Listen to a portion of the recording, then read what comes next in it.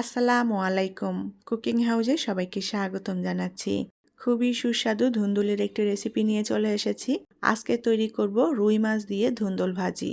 রুই মাছ দিয়ে এই ধুন্দুল ভাজিটা খেতে খুবই টেস্টি এবং মজাদার হয়।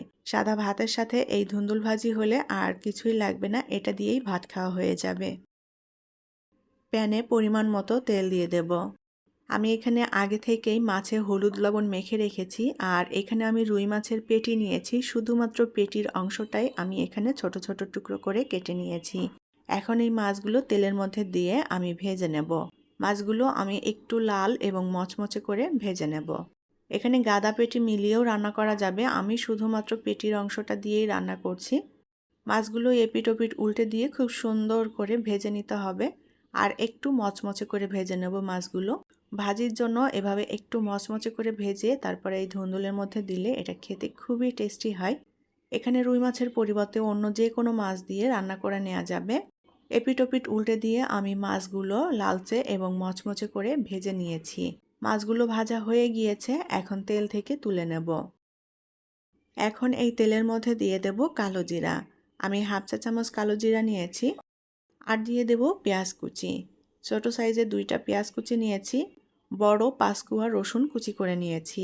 কালো জিরা ফোড়ন দিয়ে ভাজলে ফ্লেভারটা খুবই ভালো আসবে, চাইলে এখানে জিরাও দেওয়া যাবে। এখন পেঁয়াজ রসুন আমি একটু লাল করে ভেজে নেব। পেঁয়াজ রসুন আমি খুব ভালোভাবে নেড়েচেড়ে ভেজে নিয়েছি একটু লালচে করে। এখন এর মধ্যে কেটে রাখা ধুন্দুল দিয়ে দেব।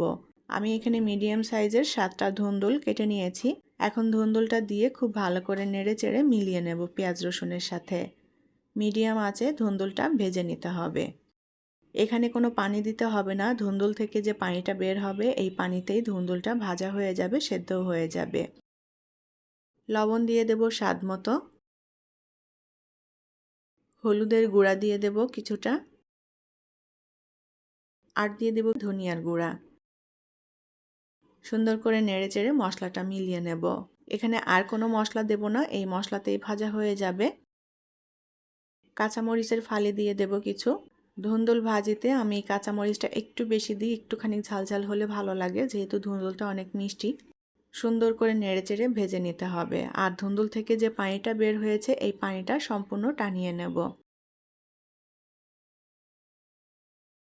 আমি চুলার আঁচটা মিডিয়ামে রেখে ধুন্দুলটা নেড়েচেড়ে ভেজে নিয়েছি, পানিটাও প্রায় টেনে এসেছে। এখন এর মধ্যে ভেজে রাখা মাছ দিয়ে দেব। মাছগুলো দিয়ে উল্টাপাল্টা করে নেড়েচেড়ে মিলিয়ে নেব। আমি এখানে রুই মাছ দিয়ে ভাজছি, এখানে যে কোনো বড় মাছ অথবা চিংড়ি মাছ দিয়েও ভেজে নেওয়া যাবে। ধুন্দুল ভাজিটা অনেকভাবেই তৈরি করা যায়, আজকে যেভাবে মাছ দিয়ে ধুন্দুল ভাজি করলাম এই ধুন্দুল ভাজিটা খেতে খুবই টেস্টি হয়।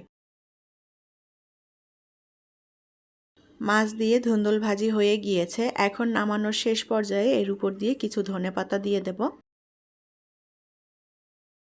ধনেপাতা কুচি দিয়ে ভালোভাবে নেড়েচেড়ে মিলিয়ে নেব।